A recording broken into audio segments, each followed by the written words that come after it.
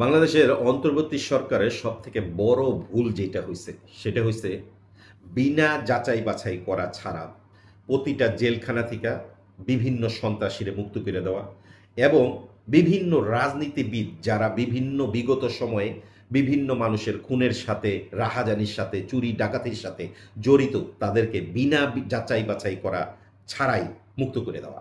এটা অন্তর্বর্তী সরকারের সবথেকে বড় ভুল ছিল, যার কারণে আজকে 10 মাস তেমন কোনো সংস্কার করতে পারতেছে না, আর সংস্কার করতে দিতেছেও না।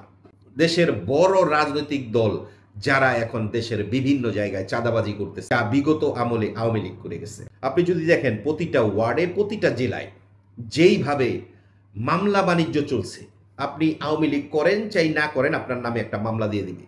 আপনি যে অপরাধ করছেন না করছেন, আপনার নামে একটা মামলা বাণিজ্য চালু করে দিয়েছে। এই যে মামলা দিয়া, হামলা দিয়া, সন্ত্রাসী করে, টেন্ডারবাজি করে দেশে কিভাবে সংস্কার করবে, সেই সংস্কার করার সুযোগ দেওয়া হচ্ছে না অন্তর্বর্তী সরকারকে।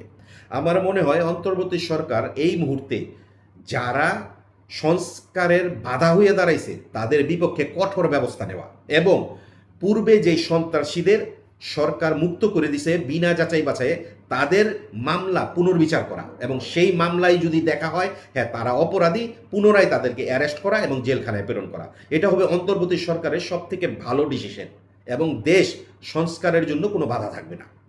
এখন আপনি সারাক্ষণ নির্বাচন নির্বাচন, সরকার এইটা ভুল করছে, ওইটা ভুল করতেছে, এইটা ভুল করতেছে, ওইটা সরকারের দায়িত্ব না, এই যে কোলাহল সৃষ্টি করে রাখছে, এই কোলাহল নিয়ে তো সরকার সংস্কার করতে পারবে না। জুলাই আন্দোলনে যারা শহীদ হইল এবং যারা আহত হইল, তাদের অবদানের সাথে আপনার বেইমানি হবে যদি আপনি সংস্কার না করেন, কিংবা যারা সংস্কার করতে বাধা দিতেছে তারা জুলাই আন্দোলনের বেইমান। এক কথায় আপনি এটা বলতে পারেন।